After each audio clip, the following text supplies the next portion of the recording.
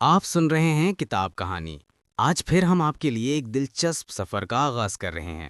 ہماری یہ ویڈیو آپ کو ایسی جگہ کی معلومات فراہم کرے گی جو بہت حیرت انگیز اور انوکھی ہے۔ آئیے آج بات کرتے ہیں قازقستان کی، ایک ایسا ملک جو وسیع میدانوں، بلند پہاڑوں اور ایک بہت ہی بھرپور تاریخ کا گھر ہے۔ اچھا، جب قازقستان کا نام سنتے ہیں تو ذہن میں کیا آتا ہے؟ شاید ایک بہت بڑا دور دراز ملک ہے نا، لیکن اس کی کہانی اس سے کہیں زیادہ گہری ہے۔ ایک ایسی کہانی جو تبدیلی، لچک اور بقا سے بھری ہوئی ہے۔ سب سے پہلے تو اس کے سائز کو سمجھنے کی کوشش کرتے ہیں۔ قازقستان رقبے کے لحاظ سے دنیا کا 9واں سب سے بڑا ملک ہے، اور صرف یہی نہیں، یہ دنیا کا سب سے بڑا لینڈ لاکڈ یعنی خشکی میں گھرا ہوا ملک بھی ہے۔ اب اس سائز کا اندازہ کیسے لگایا جائے تو یوں سمجھیں کہ یہ ملک اکیلا تقریباً پورے مغربی یورپ جتنا بڑا ہے۔ جی ہاں، پورا مغربی یورپ، جہاں درجنوں الگ الگ ملک ہیں، وہیں یہ ایک ملک ان سب کے برابر ہے۔ یہ واقعی ایک حیران کن وسعت ہے۔ اور اس ملک کی پہچان، اس کی شناخت، اس کی تاریخ اور یہاں تک کہ اس کے نام میں بھی چھپی ہوئی ہے۔ یہ نام آیا ہے لفظ قزاق سے۔ یہ ایک پرانا ترکی لفظ ہے جس کا مطلب ہے آزاد، خود مختار یا گھومنے والا، اور یہی آزاد گھومنے والے کا تصور اس کی پوری تاریخ میں نظر آتا ہے۔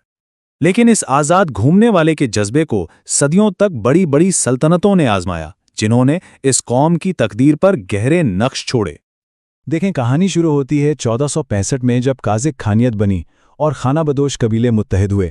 پھر 19ویں صدی کے وسط تک روسی سلطنت نے آہستہ آہستہ سارے قازق علاقوں پر قبضہ کر لیا۔ پھر آیا سوویت دور اور 1936 میں یہ سوویت یونین کا حصہ بن گیا، اور آخرکار 1991 میں قازقستان اپنی آزادی کا اعلان کرنے والی آخری ریاست بنی۔ تو یہ ایک بہت لمبا اور اتار چڑھاؤ بھرا سفر تھا۔ سوویت دور میں کچھ ایسی پالیسیاں لائی گئیں، جیسے لوگوں کو زبردستی ایک جگہ سے دوسری جگہ بھیجنا، جس نے یہاں کی آبادی کا پورا نقشہ ہی بدل دیا۔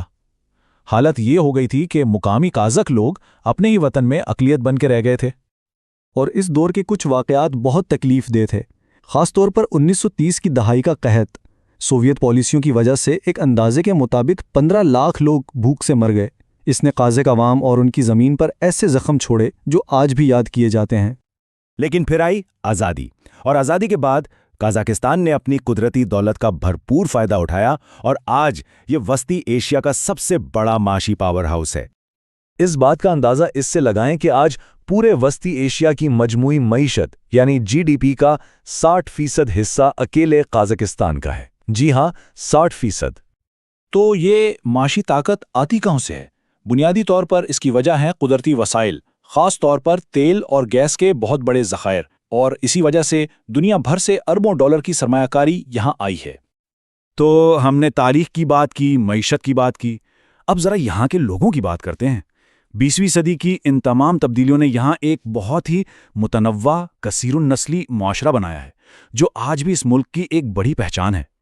آزادی کے بعد صورتحال پھر بدلی، مقامی قازق آبادی میں اضافہ ہوا اور بہت سے دوسرے گروہوں کے لوگ اپنے اپنے ملکوں کو واپس چلے گئے۔ نتیجہ یہ نکلا کہ آج نسلی قازق ایک بار پھر اپنے ہی ملک میں واضح اکثریت میں ہیں۔ یہ ایک بہت بڑی آبادیاتی تبدیلی تھی۔ اور یہ تنوع، یہ ڈائیورسٹی یہاں کی زبان کی پالیسی میں بھی نظر آتی ہے۔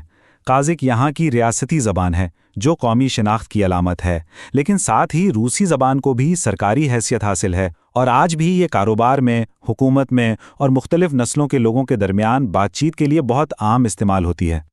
اب آتے ہیں آج کے دور میں۔ 21ویں صدی میں قازقستان کو ایک بہت ہی پیچیدہ جغرافی سیاسی صورتحال کا سامنا ہے۔ ایک طرف روس ہے، دوسری طرف چین، اور پھر مغرب بھی ہے۔ تو یہ ان سب کے درمیان اپنا ایک الگ راستہ بنا رہا ہے۔ ان کی جو سرکاری خارجہ پالیسی ہے اسے کہتے ہیں ملٹی ویکٹر فارن پالیسی، یعنی کہ ایک ایسی پالیسی جس کا مقصد ہے کہ دنیا کے تمام بڑے کھلاڑیوں کے ساتھ اچھے اور متوازن تعلقات رکھے جائیں۔ ظاہر ہے ان کی جغرافیائی پوزیشن اور معاشی مفادات کو دیکھتے ہوئے یہ بہت ضروری ہے۔ اور یہ بیلنسنگ ایکٹ واقعی دیکھنے والا ہے۔ ایک طرف وہ روس کے ساتھ معاشی اور سیکیورٹی اتحاد میں شامل ہیں، تو دوسری طرف چین کے ساتھ بیلٹ اینڈ روڈ جیسے بڑے منصوبوں میں اہم پارٹنر ہیں۔ اور صرف یہی نہیں، وہ مغرب کے ساتھ بھی، جیسے امریکہ اور نیٹو، مضبوط تعلقات رکھتے ہیں۔ تو یہ ایک ہی وقت میں ہر ایک کے ساتھ کام کر رہے ہیں۔ تو آخر میں سوال یہی پیدا ہوتا ہے، मशरिक और मगरिब की इन बड़ी ताकतों के बीच क्या ये आज़ाद घूमने वाला मुल्क अपना रास्ता खुद बना पाएगा? क्या वो अपनी मुश्किल से हासिल की हुई आज़ादी को बरकरार रखते हुए अपने मुस्तकबिल का फैसला खुद कर सकेगा? यही वो सवाल है जिसका जवाब आने वाला वक्त ही देगा। हमारी ये मालूमाती वीडियो यहीं इख्तिताम पजीर होती है। हम उम्मीद करते हैं कि आपको ये सफ़र पसंद आया होगा। जो बातें हमने आपको बताई हैं, अगर वो आपके लिए नई थीं तो कमेंट्स में ज़रूर बताइए।